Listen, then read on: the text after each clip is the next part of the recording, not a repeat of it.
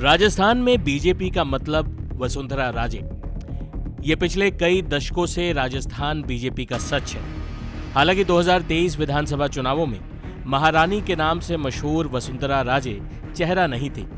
Party के अंदर भी उनको लेकर सारे विधायक एकमत नहीं थे।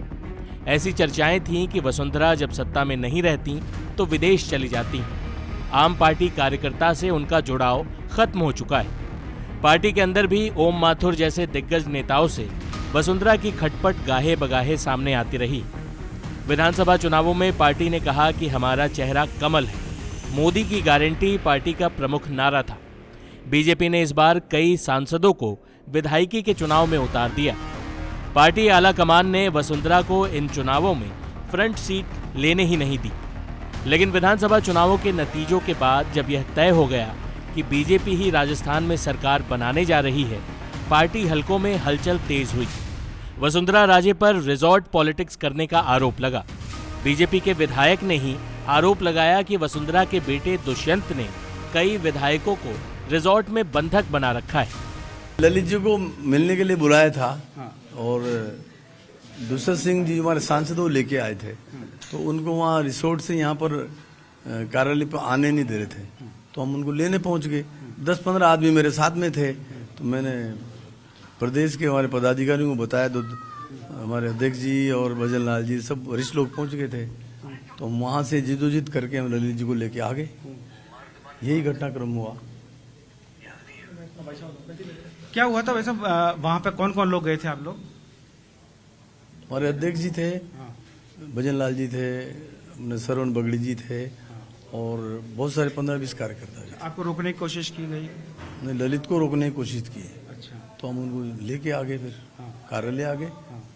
गाड़ी पे तोड़फोड़ हुई आपकी? गाड़ी में किसी ने पत्थर फेंका दिया, तोड़फोड़ हो गई, कांच टूट गई गाड़ी का। धमकाया किसने धमकाया था कि नहीं जाना? वहाँ एक जो विधायक था अपने कंवरलाल जी, उन्होंने रोका और उन्होंने धमकाया है, उनको कहा हम नहीं जाने देंगे।